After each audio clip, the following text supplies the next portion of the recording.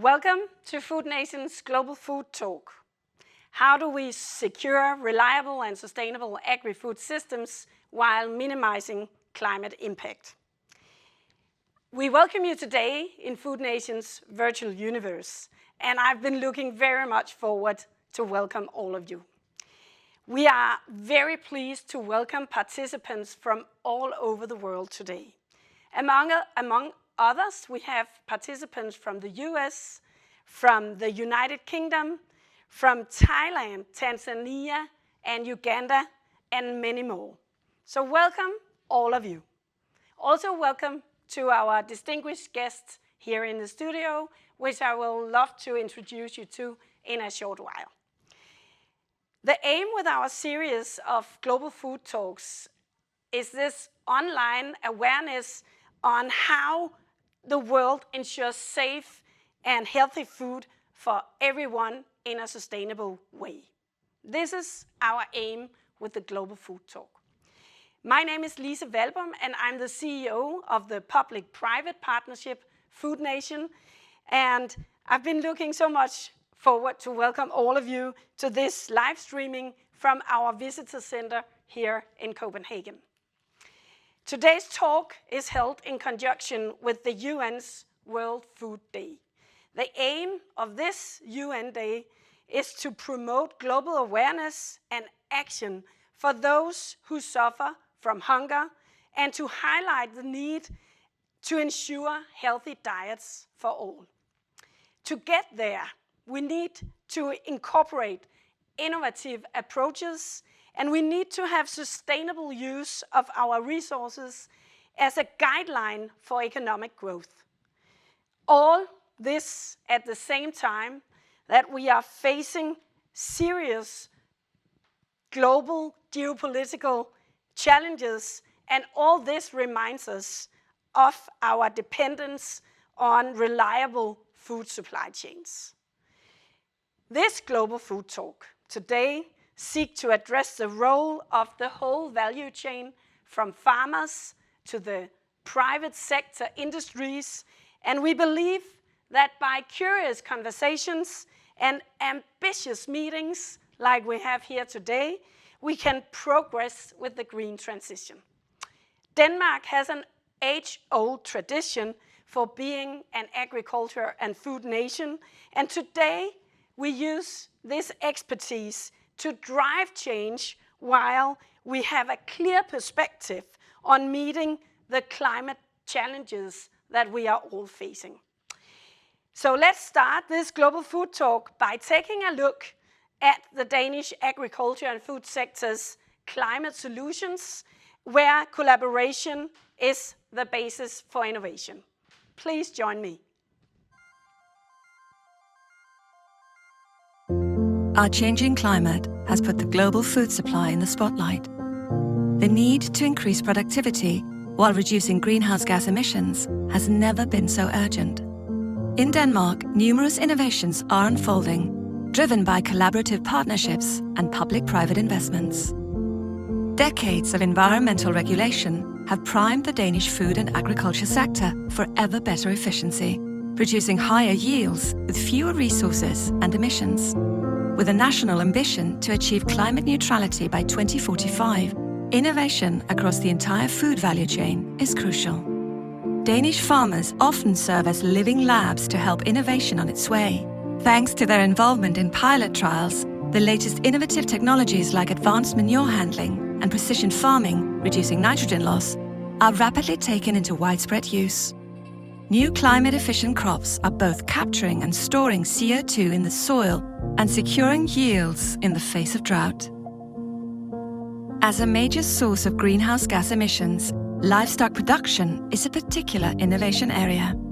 Here, methane from cow babs is one of the challenges in focus. In livestock production, the goal is to reduce the carbon footprint of feed. Danish breeding organizations, feed industries, and research institutions are collaboratively making strides in this area.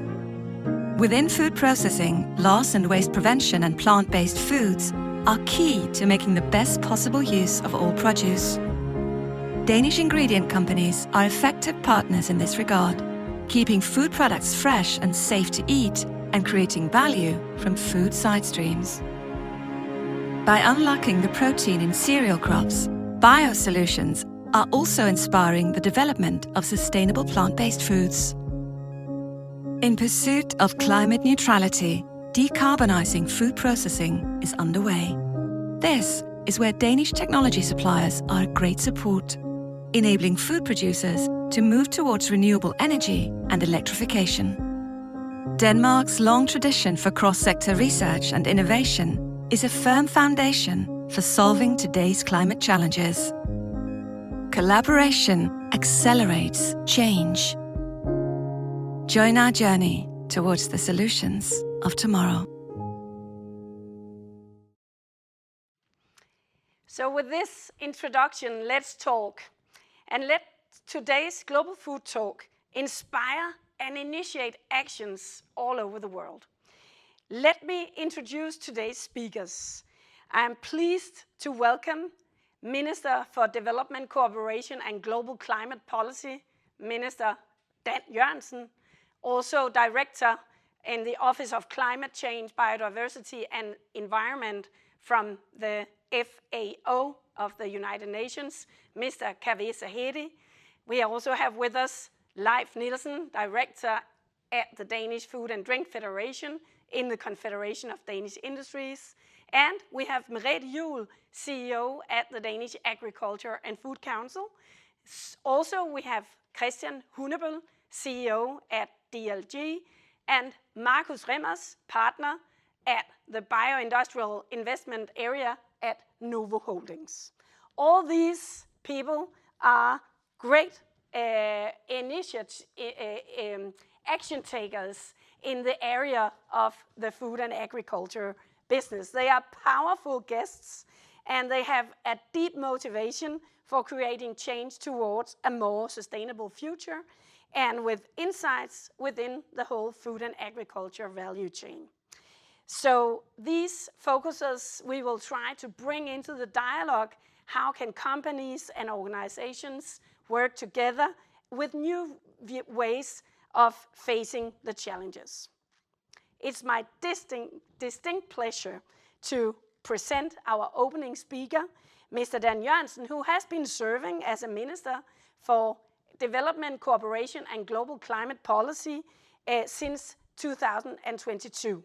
Mr. Jørgensen previously also served as Minister for Climate and Energy and Public Utilities, and also has been serving as Minister for Food, Agriculture and Fisheries. We are honored to have Mr. Dan Jørgensen's contribution for today's Global Food Talk. I will now give the word to Mr. Minister Dan Jørgensen. Ladies and gentlemen, first and foremost, thank you to Food Nation for the invitation to speak here today and for addressing one of the key global challenges, securing reliable and sustainable agri-food systems. Last week, we marked the UN's World Food Day. It served as a stark reminder that we still have a long way to go in our quest for zero hunger and sustainable food systems. As Minister for Development, Cooperation and Global Climate Policy, I'm committed to contribute to these goals. The challenges we face today are indeed immense. With an increase in global population, our planet's food and agriculture resources are under pressure. The climate crisis highlights the pressing need for action. It calls for a substantial transition towards a more sustainable agriculture and food sector. At the same time, global food security has become a pawn in the geopolitical arena. Most recently, with Russia's decision to exit the Black Sea Grain Initiative and block Ukraine's grain export, impacting some of the most vulnerable and food insecure peoples in the world. No single nation can address these issues alone. Collaboration, exchange of knowledge, and shared efforts are key. To achieve the UN Sustainable Development Goals by 2030, we must transform global food systems to become more sustainable. This demands clear strategies and innovative solutions. We need efficient agri-food systems that increase productivity through climate-smart approaches. And we must promote food supply chains that safeguard biodiversity and combat deforestation. Denmark has a long history of international collaboration. When we work together, we don't merely combine our strengths, we apply them. We pool resources, share expertise, and stimulate innovation. Farmers and companies worldwide have made significant progress in green agri-food transition. In Denmark, we've set ambitious targets for a greener and more sustainable future. We will reduce our greenhouse gas emissions by 70% in 2030 compared to 1990. Recognizing the urgency, we will bring forward our deadline to achieve net zero emissions from 2050 to 2045. And specifically on agriculture and forestry, we are aiming to reduce emissions by between 55 and 65% by 2030. Denmark has a strong tradition of research, innovation, and public-private partnerships. Within food and agriculture, we have identified a range of measures to reach our ambitious goals. Shifting towards more plant-based production, encouraging a transition to organic land use to reduce the use of pesticides, advancing brown biorefining for the production of biofuels, preventing food loss and waste through bio-based solutions. And these are just a few examples. The strength of the Danish food and agriculture sector lies in its long tradition for innovation. It allows us to swiftly adapt to new global challenges, and it allows Danish technology to contribute to solving these challenges. Food transition is just as important as energy transition if we are to preserve a livable planet. This global food talk serves as a platform for action. Together, we can uncover the solutions for sufficient food production that preserves the planetary resources. Let us seize this opportunity to work together towards a more sustainable and resilient agri-food system. Thank you. Thank you very much, Minister Dan Jørgensen. Thank you very much for these motivating words, and thank you for sharing these valuable insights into the current future steps that Denmark is taking to address the sustainable transformation.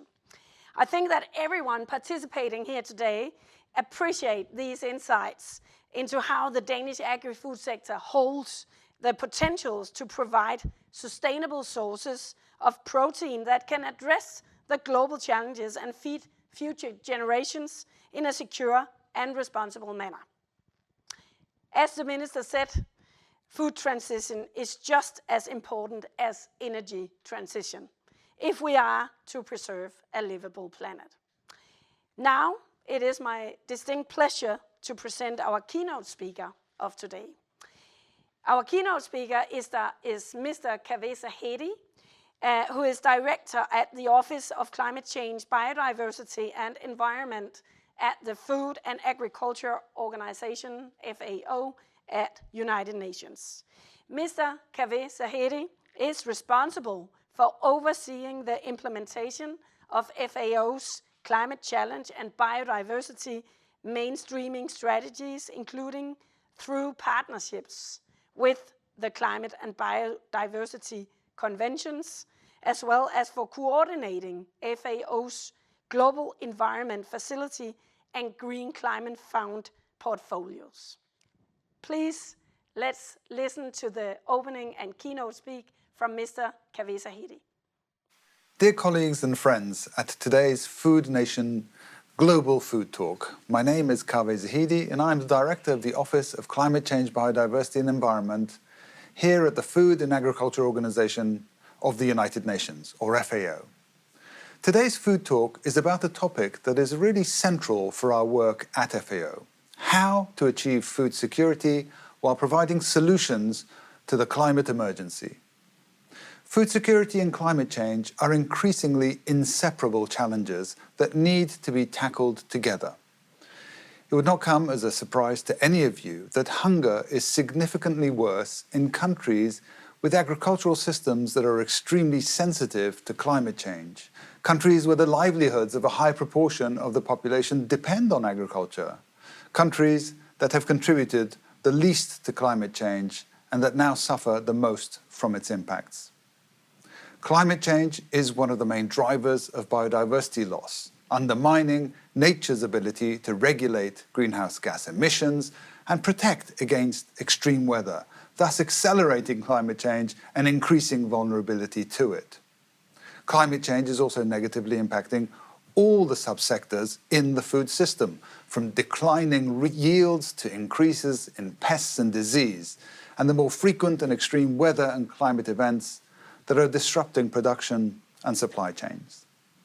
Up to 10% of the currently suitable area for major crops and livestock is projected to be climatically unsuitable by the middle of the century, and more by the end of the century. At the same time, agriculture and food systems, or agri-food systems as we call them, contribute about a third of human-caused greenhouse gas emissions. Emissions that come from within the farm gate, from land use change, and from supply chain processes. Each degree of warming further undermines our ecosystems, our biodiversity, and our capacity to feed the world's population. Without addressing these emissions, keeping temperature increase to 1.5 degrees will simply not be possible. So what is FAO doing? FAO is working on solutions that simultaneously address the challenges of food security, of climate change, and biodiversity loss. Sustainable agriculture, forestry, and fisheries practices can improve the adaptive capacity, enhance biodiversity, increase carbon storage on farmland and in forests, conserve and restore blue carbon, and reduce greenhouse gas emissions.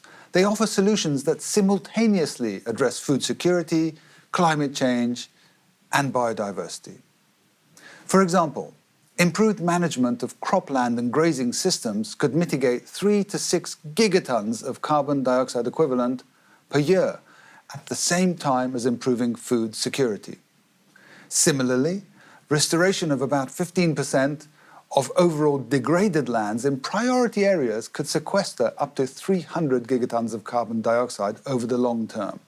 And given that 30% of agricultural land is already degraded, the impact of such restoration on food security could be substantial. Agroforestry has the potential to increase food security for over a billion people by increasing soil nitrogen available to crops, increasing soil carbon storage, halving soil erosion rates, and boosting ecosystem services. Similarly, energy-smart agriculture can help reduce emissions from energy use in the agri-food sector, improve energy efficiency and sustainability in agriculture, and capitalize on opportunities for producing bioenergy from agricultural byproducts. Tackling food loss and waste represents a triple win opportunity for climate, for food security, as well as for sustainability of our agri-food systems. The food that is lost and wasted could feed billions of hungry people every year and accounts for 8 to 10% of global greenhouse gas emissions.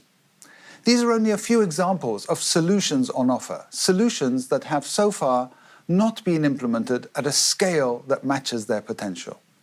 And we have numerous case studies from the field to demonstrate this. Take, for instance, the FAO International Plant Treaties Benefit Sharing Fund that has to date benefited more than 1 million people. Through the project, more than 200 farmer field schools have been set up to provide interactive bottom-up learning platforms to deploy, access, and develop climate-resilient crops. Since 2006, FAO's partnership with the Global Environment Facility has supported over 130 countries to improve the sustainability of their agri-food production and deliver results for the environment.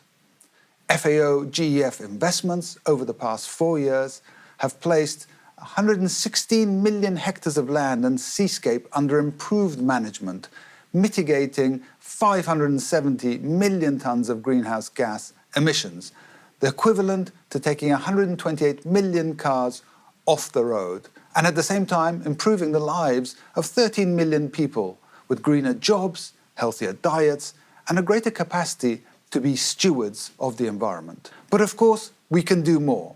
And here's how we can accelerate action and step up ambition. First, it's critical to ensure the engagement of the agriculture sectors in the national planning processes, especially ones dealing with climate change, such as the nationally determined contributions and national adaptation plans under the Paris Agreement on climate change. Second, we need to scale up solutions and technologies that bring multiple benefits for food security, for building resilience, for mitigating emissions, for reversing biodiversity loss, and of course, for achieving food security and nutrition. Third, it is important to address the complexity of actors involved in food systems. The smallholder farmers are at the forefront of this crisis and must be a central consideration for any transition. At the same time, the manufacturers and the private sector must be our allies. A transformation from farm to fork means that all must be at the table and helping to shape the way ahead. Finally, we need to close the financing gap, whereby agri-food solutions to climate change benefit from a very small proportion of climate finance. Climate development finance for agriculture has declined substantially. This is probably the biggest barrier that we face. Food insecurity is a reality for millions of people. Climate change is undermining lives and livelihoods. The loss of ecosystems and biodiversity is weakening our ability to provide food today and adapt to an uncertain future ahead. We have solutions in agriculture and food systems that can help us to meet these challenges head-on. It is time to invest in these solutions, to scale up these solutions, and to put these solutions at the heart of the sustainable development journey. We look forward to continuing our work with you, with countries and partners to ensure that agri-food systems deliver on aspirations to tackle the climate, biodiversity, and food security crises collectively. Thank you very much. Thank you, Mr. Zahedi, for giving this clear overview of the world situation, of the current agri-food system, and for underlining the urgency and dedication needed from all parts to create the necessary change. We need the agri-food sector to grow sustainably and grow the value chains further, and we need it now. And as we just heard highlighted in the keynote, we need to secure that the private sector is an ally. All must be at the table, as Mr. Zahedi said. We need to take action now towards lowering the agri-food system's share of climate impact from the current 1/3 of all global emissions. So this is what we are going to discuss now, and we will take a look at these all kind of possible actions with our next two guests. These guests are from the highest level of the private sector in Denmark, and our guests will share their thoughts on how to stimulate growth and transformation towards more climate-friendly food systems. They will be sharing their perspectives on what should be driving the agri-food sector towards forward, and how research, innovation, and cross-sector collaborations can be a part of this work. I'm happy that today we have with us Leif Nielsen, the director of the Danish Food and Drink Federation at the Confederation of Danish Industries. This industry confederation has more than 20,000 member companies across all industries throughout Denmark, and Mr. Leif Nielsen is leading the work within the food companies.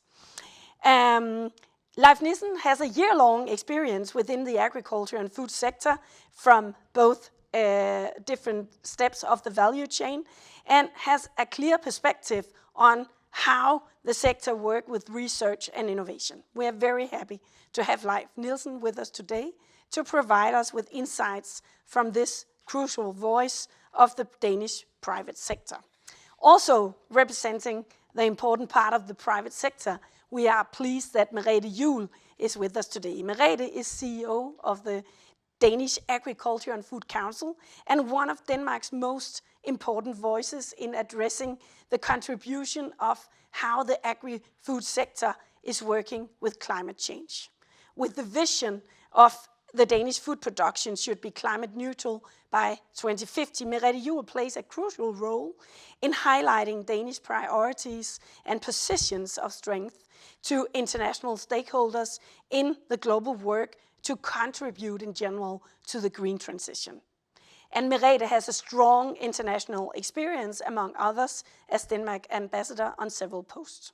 We are happy to have Merete here today to share insights on how Denmark and the Danish agri-food sector will deliver on these ambitious climate goals. Welcome to both Merete and Leif. Please join me in the studio, both of you. Thank you. Great to have you with us today. Thank you. Great. It's huge questions that we're going to discuss. That's the first truth that we are facing. And having introduced you already, I will start straight away with the first question and start with you, Merete, asking you to give us your perspective on how the agri-food sector can strengthen the development and how they can deliver on these important goals in being more climate friendly. Thank you for being here, and I'm very happy for this opportunity to share both our perspective and also our experience so far. Because for years we've been committed to delivering as a cluster, food and agriculture cluster in Denmark, on climate neutrality by 2050. This is a goal we set already in 2019, and for us it's very important to be part of the solution. This is a society responsible as a cluster, as a sector to do that. And it's already been highlighted throughout the presentations that we have a number of initiatives. We are talking about technologies, we are talking about know-how, and a very strong sense of cooperation, knowledge sharing, private, public, based on the experience of crops in agriculture, dating back from the 1880s, where farmers already then found out if we want to be better, if we want to pool our knowledge, share best practice and develop towards the future, the co-ops are the way to do it. And it's actually, till this day, through the very strong co-ops, the whole food chain is developing and also now facing the climate transition, the challenge we have in front of us. So this is from an overall perspective how we are definitely committed to deliver on this challenge. And that's a good place to start, Merete. I think we will get back to this way of collaborate in a special way, because that might be, I'm sure, of great inspiration for all the people listening all around the world. We will get back to that. But also you, Leif Nielsen, it's really interesting to hear the industry perspective. Also, what are your perspectives on how can the agri-food sector move forward? Yeah, as Merete says, we have a lot of solution already. So what we really need now is investment. We need upscaling, and we need speed. And when we have this global challenge like the climate change, which knows no border, we have to collaborate around the world to find solution. But today we really need investment. I think there's a lot of solution around which is not been taken into account, and like Zahidi said before, we have those solutions, and I think we can get a lot more forward if we come together and invest together in those solutions. But we also need speed, and I think we'll come back to that later. But one of the things is that it's not a small thing we are going to do here. We actually changing the whole society, the way we produce, the way we consume, and then all the regulation around that is based on how we traditionally did that in the old days. So we have to look into some more modern I would say, regulation, and here we can look into our own backyard and look into EU and see how can we develop our regulation there. A lot of very specific ideas on the table. Just by the first question, I've noted here the special way of collaborating, the investment part, the regulation, and also the speed. So these keywords we will need to come across again. Merete, moving back to you. Denmark is such a small country, and we need to feed around 9 to 10 billion people in 2030. How can a small country like Denmark contribute to that in a climate-friendly way? That's the challenge that we've taken upon us, because we've been known for centuries as one of the most advanced agriculture nations in the world. So we have a very solid know-how that we build on. So this is also what is the base of what we are looking at now. We are looking at a variety of solutions, turning residual produce of agriculture into new green energy, developing new technologies that can reduce the climate impact, be it pyrolysis, be it carbon capture, new methods, be it feed additives that can, together with smart genetics, reduce the climate impact of food production. Likewise, we have a number of management tools that can, all in all, add up when implemented, in broad sense, in Denmark, reduce the climate impact of our production. So our organization has taken up the challenge and pooled all the know-how in the whole ecosystem of knowledge and experience to break it down. Climate neutrality by 2050, but already by 2030 to have a significant reduction in the impact. So that's very good. That will allow us to contribute, take our society responsibility, and help reducing the impact in Denmark. But also, it's our ambition to do it so well that we'll be of inspiration out in the world for other countries to hopefully learn from and be inspired from how we do.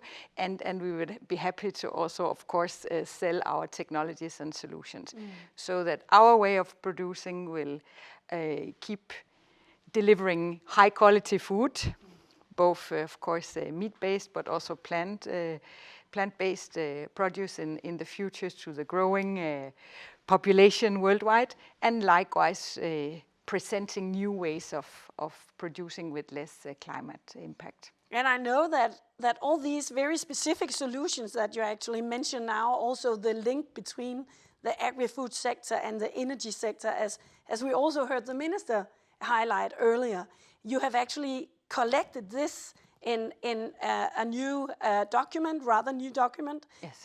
Which is already free for inspiration for everyone to tap into. Isn't that right, Marie? Yeah, that's exactly what we said. Right, instead of just talking about what could possibly happen, we have gathered all these solutions in our 2030 plan, where we have a full catalog of what we see as known technologies. Some of them we can implement right away. Some of them will take a bit more boosting innovation, investment, which will have to be in public-private partnership that we have good experience with in this country. And then it can all add up to delivering on our climate target. So we've collected all the know-how and the experience in this plan. So it's and following the good thing that we are also known as in Denmark, that we're happy to share. So thank you very much for this, Merete.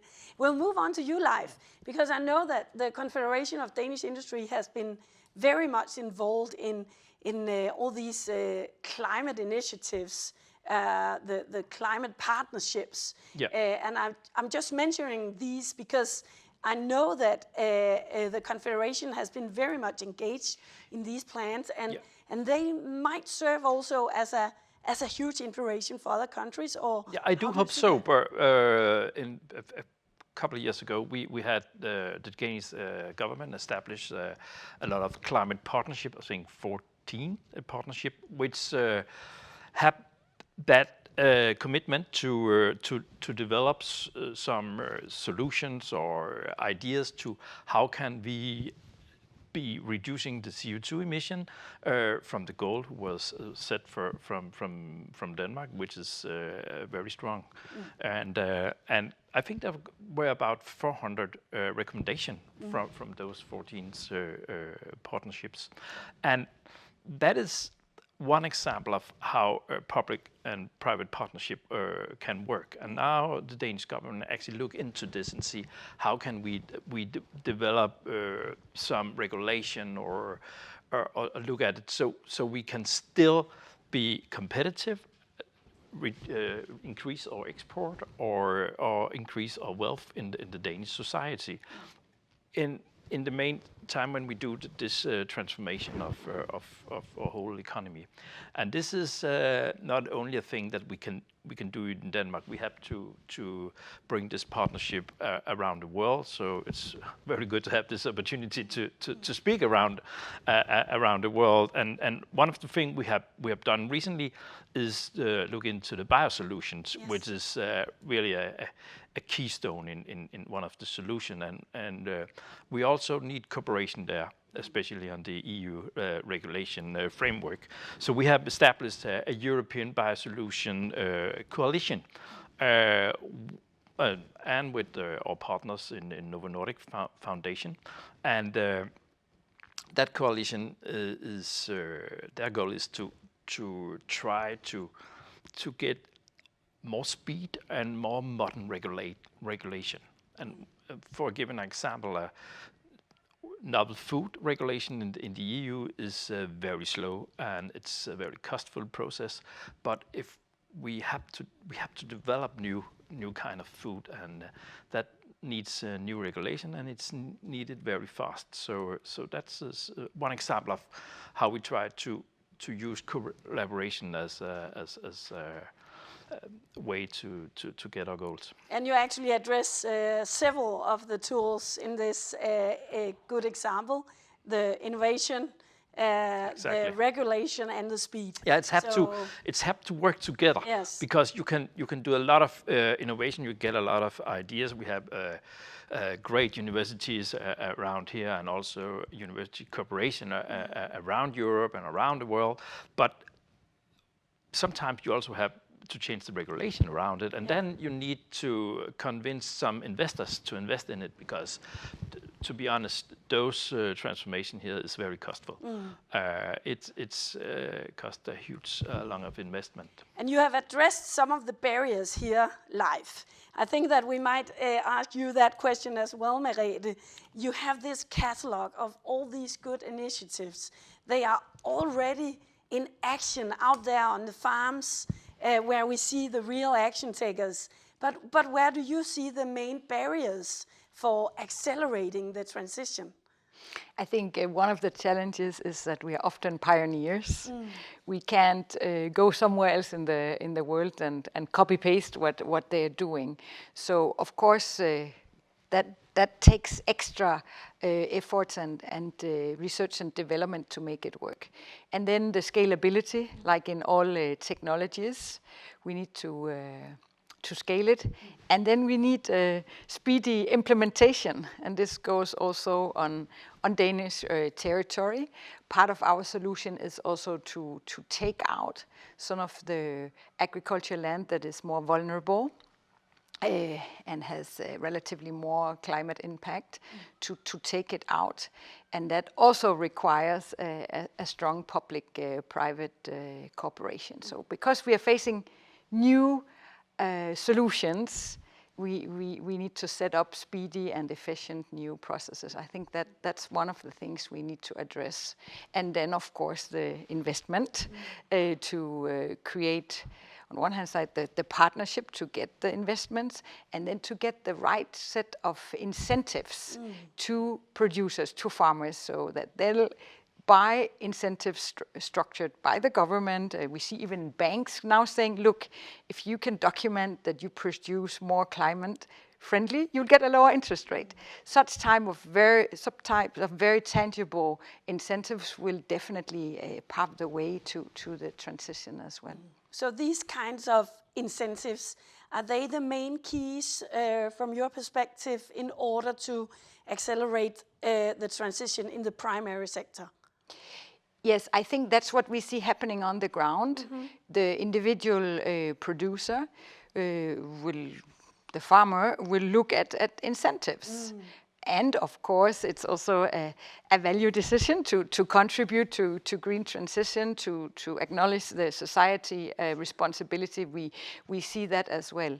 But we see a very considerable amount of work and adaptation and technology is being applied out there. So we are definitely on track. Leif, so you say speed and action, and you already mentioned the example with biosolutions and your European initiative. So, but if you look at immediate actions, what would you suggest? What can business leaders in the food industry do right here, right now? There's a lot to do.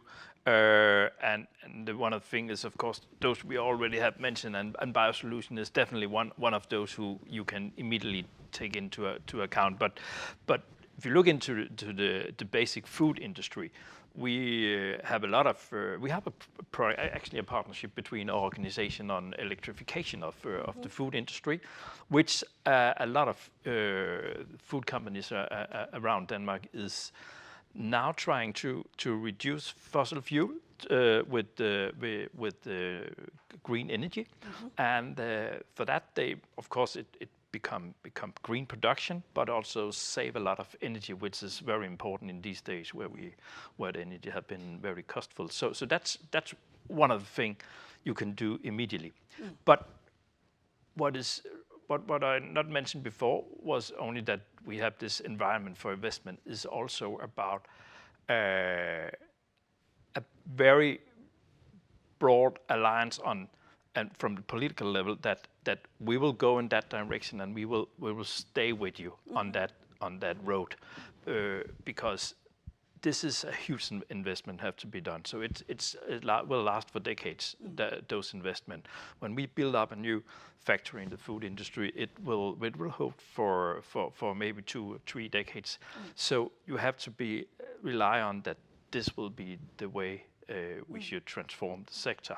And we see a lot of investment now, but we also see some investment have been held back in some ways because, well, will there be support for that kind of solution in the future? So this is not only a problem for Denmark. We are a very small country, and we are very used to cooperate around the world. So that's also the reason for the coalition on the EU level.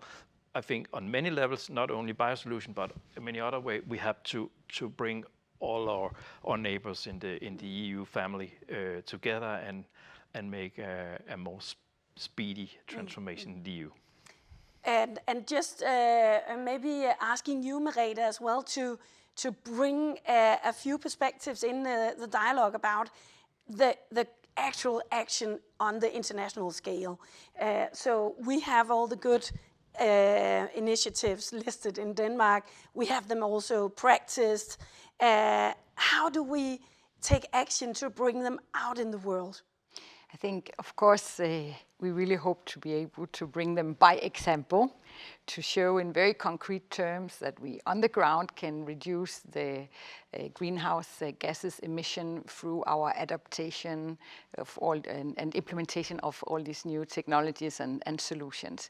And with that, we hope to set a standard that will also be reflected and ultimately implemented, first of all, in the European Union, where, of course, we are part, and that is our immediate market and partners, and hopefully also on a global scale, because if these technologies that have results here on Danish ground can be multiplied on international scale, they have true impact, because we are small, but if that knowledge can be taken up globally, it can make a difference. Yeah. And clearly both of you are so engaged in creating this change on so many different initiatives. So how can you maybe inspire other business leaders to take action as well? So I will round this session off by asking you to share a good advice, a motivating comment to our friends participating today. How can they take action? What should they do as a business leader to create change and move forward? What do you think, Leif? Join forces, get in cooperation with other company, and we are very open for business in that area. I think no one can solve this problem alone, because we are all part of some long value chain, and this is not inside some borders where we control it by one country. So we have to collaborate and be focused on how can we invest, scale up, and the need for speed. I think that will be my advice. Join forces. Thank you very much for this, Leif. And Merete, what would be your motivation and good advice for our participants today? I think in addition to, of course, joining forces, sharing knowledge and setting ultimately common standards, the key is, from our experience so far, really this incentive. Setting a standard and a target for reducing climate impact on production in the entire value chain, and rewarding producers and companies for that. That is definitely key. And then what I also expect is to see new policies coming up. That's what we are seeing, the first steps of in our country, and I think we can see that at EU level coming up as well.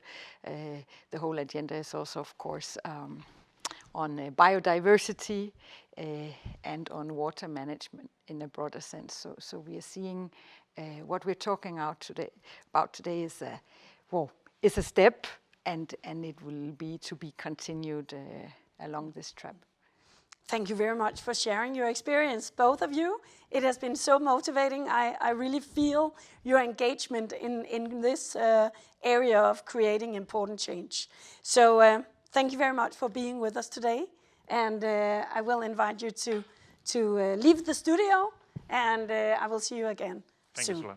Yeah. Thank you. So this was certainly inspiring, interesting, and motivating to hear about these good experiences and actions.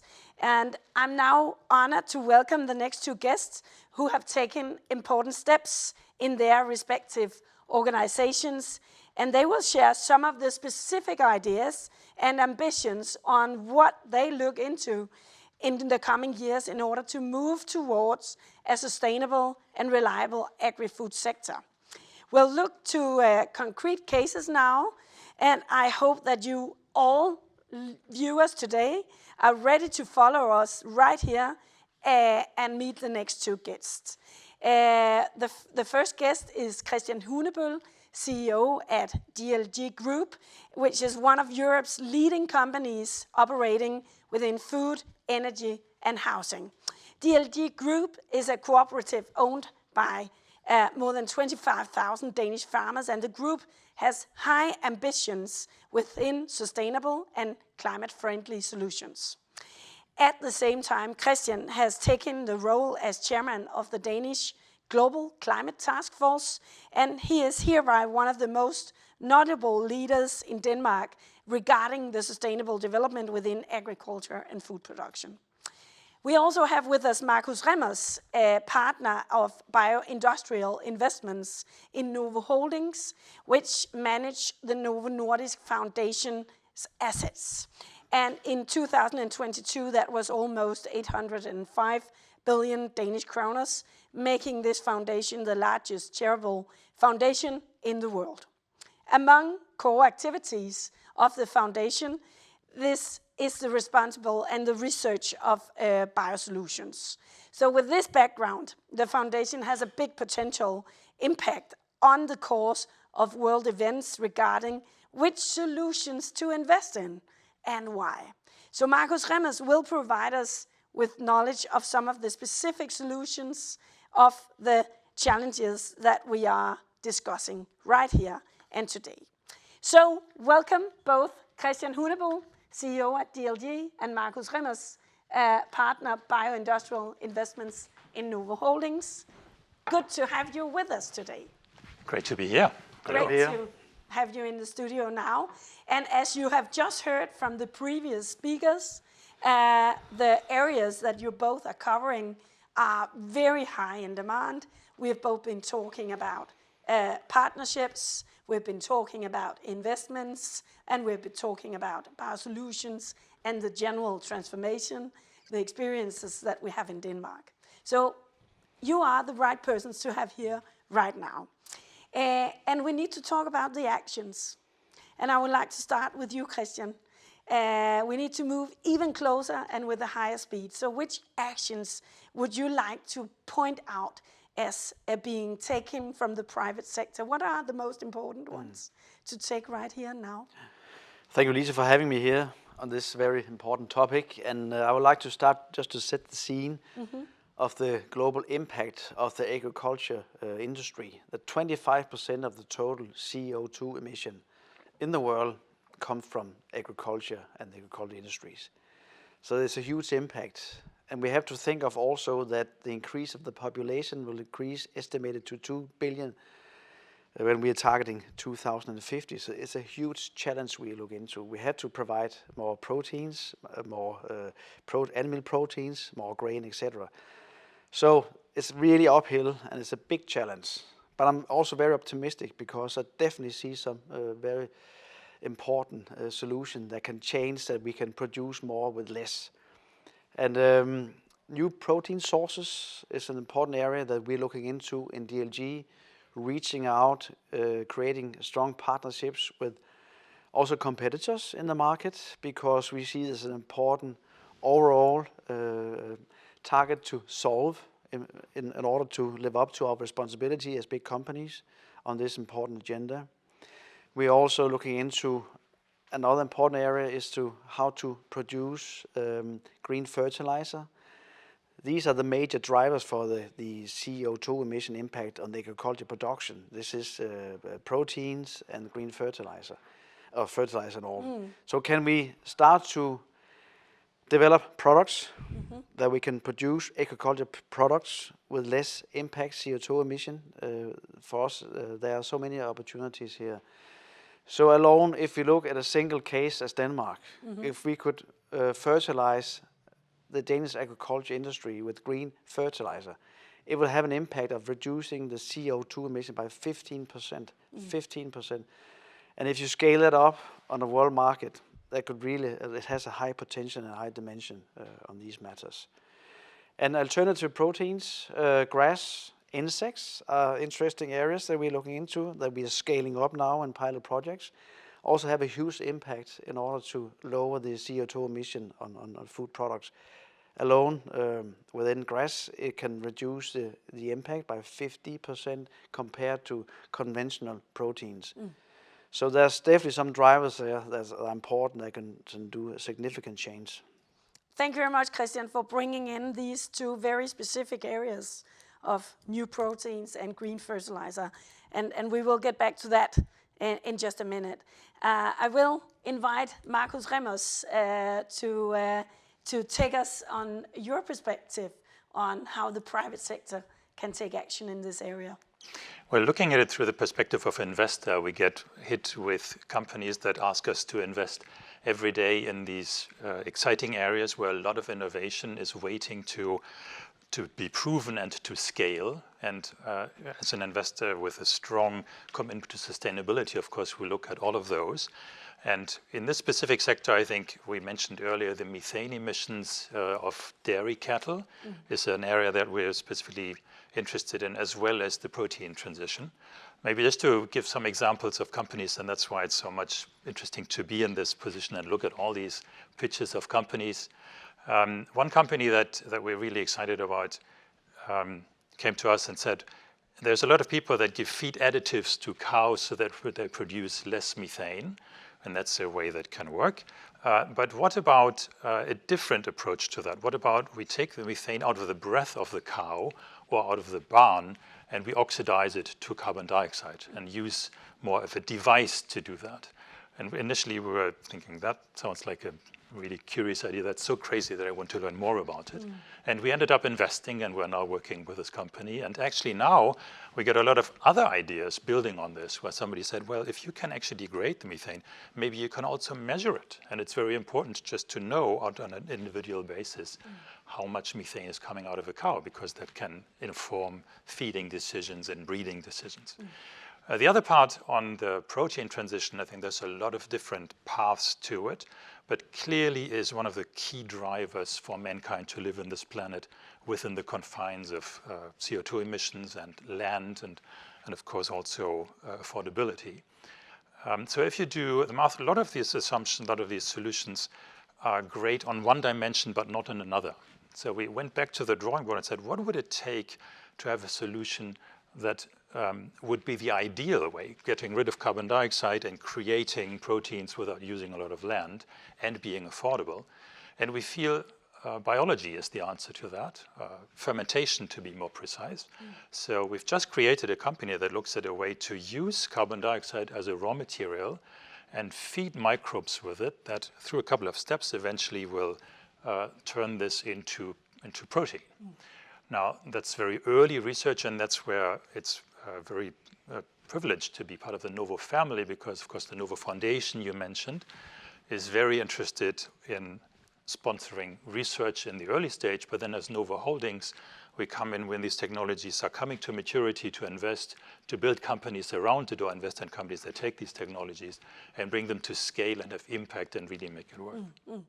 So you are actually ready to invest in these good ideas when they have the certain maturity, and that's what you are really demonstrating by these good examples, Marcus.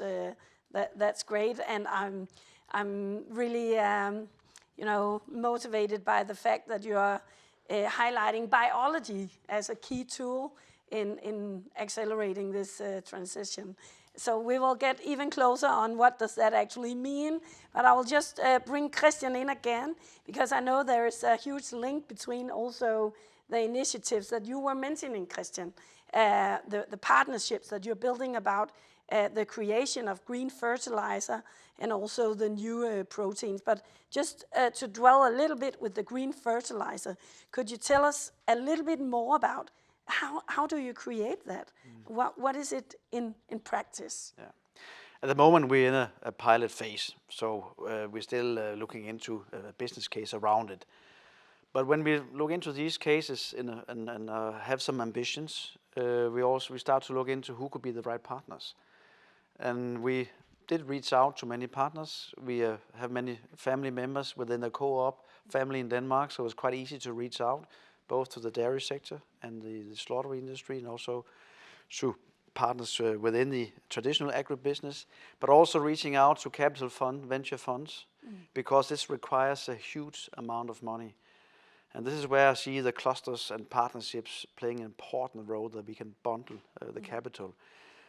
We cannot solve this problem company by company. So companies like Novo is also a very interesting partner, because these venture and capital funds that also like to invest in purpose with a higher purpose and dimension, with also maybe a bit more patient capital. This is what we need going forward. And I also think it's time now to scale all these good ideas and pilot projects we have around the world, because the world calls for action and the clock is ticking. And we are getting near 2030 and 45 and 50. And this is my biggest concern. And also the price of capital at the moment has raised a lot. So there's also a bit reluctancy. How much do we dare to put at stake at the moment? But one solution is definitely to enter larger partnerships and clusters cross-border also. And you have these experiences already, also cross-border. I know DLG is working all over Europe and abroad in many countries. So you have huge experiences implementing and working with the cooperatives in that way. Isn't that right, Christian? Yeah, and as a co-op, we were founded by long in ideas and short in capital. And when we look into the green transition, it's still the same saying.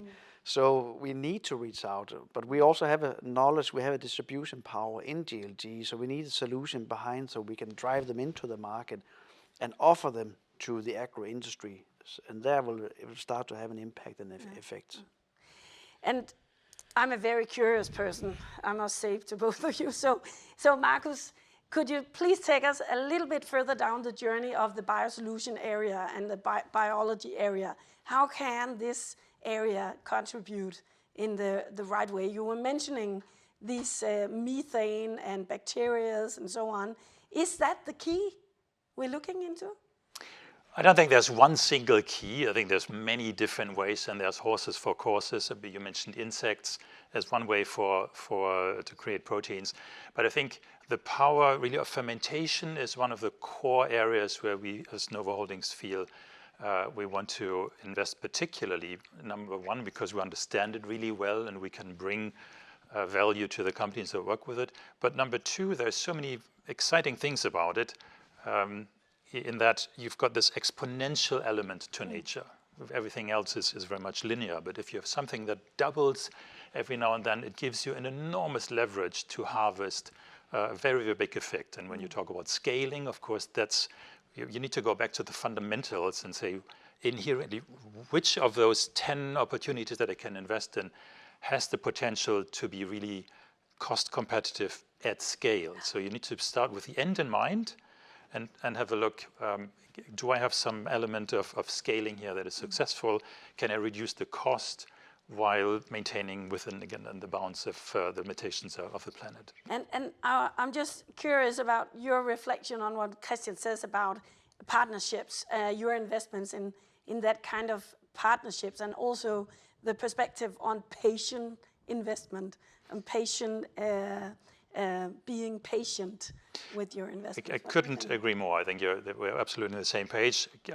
Number one, if I look at companies that we invest in that don't make it, typically where it goes off the rails is not the technology. It's the fact that the companies underestimate the complexity of the ecosphere in which they operate, which means they don't have enough collaboration with others. They don't have a deep enough understanding of the customer and the market and the specific dynamics around it. So that's why we specifically want to understand first, do the customers really have a specific problem that this technology addresses? Otherwise, you end up with a very big aspirin that's looking for a headache. That's never a good idea. You want to start it the other way around. And the very, I think, powerful way along those lines to build alliances to make it happen is what I would call a three-legged stool. There needs to be the private sector coming in with investments, but it's also academia to have a very strong foundation in the ability of these technologies to really make it. And there's the public sector that also has a role to play when it comes to giving incentives for investments, but also around the regulatory aspect that we were talking about before. So we have to have the three-legged stool, not to fall over. Yeah, Christian, I'm quite sure that our participants here today are curious to learn more about what made you and your company take the decision of accelerating your activities within this area. Could you share that? Yeah, the higher purpose is to take responsibility. The size and the scale we have in the market. And we're also a cooperative owned by farmers. So it's also important for us to provide the right solutions for tomorrow's farming with a lower CO2 emission and a lower impact. So, and also give our farmers, our owners, license to operate in the future. So that's a higher purpose. And also, of course, that we have the size and the knowledge and partnerships that we were also convinced that we could drive this agenda on a higher level, into a larger scale. And this is what we are very concerned about. And I would like to add one dimension to this interesting discussions that have not been raised today. Also see a strong alliance within the energy sector and the agriculture industry. As an example for the green fertilizer, it should be based on the basic production of green ammonia from windmills and power from that, green electricity. And we also see a strong partnership in order to raise clusters within biogas production, where we can deliver the manure, as an example, from the farms into the biogas. How do you say? Plants. Exactly. Yeah. And then degas, and the farmers can get the manure back, climate neutral. And then you also have a green fertilizer. So many interesting aspects. At the same time, the agriculture industry are delivering a green solution to the energy sector. So we have to also think in new constellations here, and this is also what we are driven by. Yeah, and that's maybe also why the cooperative approach, the experiences that we have in Denmark with the collaborative approach across sectors plays a key role in moving forward. Yeah, I think we're quite open as part of the DNA, Yeah. and to seek opportunities and reach out. So Markus, it sounds like it's easy peasy. Is it so? I mean, where do you see the barriers? Well, I wish it was easy. I think the barriers at this stage, I think, are mainly in the capital. We heard this before, with interest rates rising. It's not so easy to have a consortium of investors that is willing to take the risk that we're looking at. So that's, I think, where it's important to build these alliances and find like-minded people with the right mix of investment interest as well as the aspect of sustainability. The other part that we heard before, especially in Europe, is around the regulation. And you have to keep in mind Europe is in a competition with the US and Asia, and we see that technologies in the US tend to have an easier and a faster way to market than in Europe. And that generally, I think, needs to be a wake-up call for Europe in general to see how can we be faster, what can we learn from this, to ensure that all the investments that we make in building the talent and having these wonderful companies with great technologies stay here and invest in producing and creating jobs in Denmark and in Europe. So I'm quite sure that the participants here today are gaining high level of motivation from your ideas, perspectives. But what would be the most important good advice or good motivation that you would like to share, Christian, for other business leaders who would like to accelerate this green transition? I think the key take from this is to reach out, to be open-minded, to enter partnerships, cross borders, cross businesses, and have a new approach to this agenda. Is so important, and I think we need momentum. We need now to scale up. There's so many good intentions, so many political visions, but we need now to support it by capital and innovation. And it's not a battle between nations, EU versus US or Asia. I think we have to come to another level, also from a political aspect, that we have to be more aligned. And I definitely see a world at the moment who's not completely aligned because there have been so many challenging topics the last 3-4 years, pandemic, economic financial crisis, etc. I think now we have to restart it all and really push the agenda. Thank you very much, Christian. And what about you, Markus? What would you be your final motivation, your final good advice for the participants here today? I'd say I hear a lot of people that speak about green transition, but my advice would be really have it in your heart. Mean it, make it the basis of your actions on a day-to-day basis. Let's move from greenwashing and talking to action, and that starts really with your own conviction, because if that's really the lighthouse of our actions, then a lot of things, including the collaboration, will fall in place. But I think we really need to anchor it as the core of our values, and it needs to come from the heart, and then a lot of things will fall in place by itself. Thank you very much for sharing. Both of you, thank you very much for being with us today. It has been highly motivating. Thank you. Thank you very much. Yeah, you're welcome to leave the studio now. Yeah. So, I will also take the opportunity to get up here and sum up this hugely motivating last almost hour discussion. So I've been inspired with so many experiences, advice and solutions from the agri-food sector, and this sector certainly has a huge contribution to the green transition. It's at the heart of the green transition when also being a part of the challenge. We have heard how growth stimulation, cross-sector partnerships and scale-up of investments, both in terms of amount and also in terms of time frames. This is important tools, and companies and governments around the world, they can use it already today. It stands clear to me out of the dialogue with both Leif Nielsen and Merete Juhl, how all the companies that are representing and looking into growth, innovation and collaboration across the value chain, they have keys to achieve their ambitious goals regarding green transition when they work together. It is through the work with innovative technologies, practices and approaches that we can enhance sustainability, productivity and efficiency of the entire agriculture and food sector. This is on a global scale, and this is where we need it to be.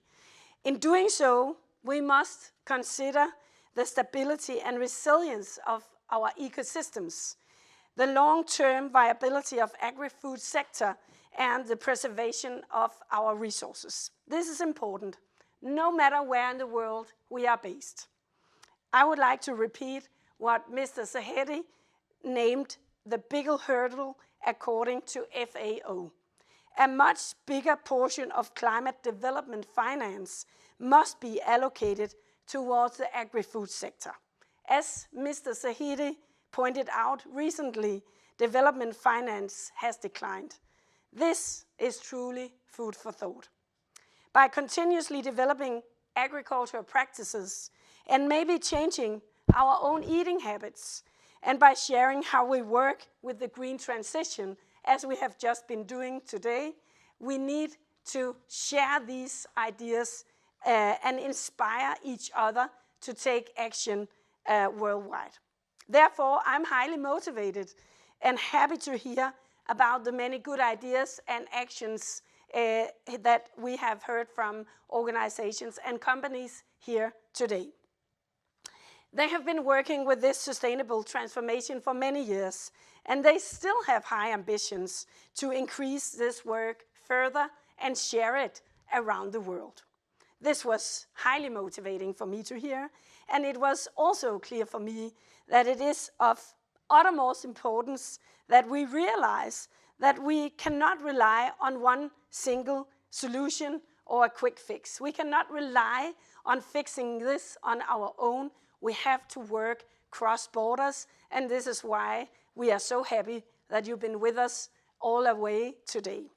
Governmental bodies, industry players, and research institutions must come together to exchange knowledge, build capacity, and foster inclusive decision-making processes.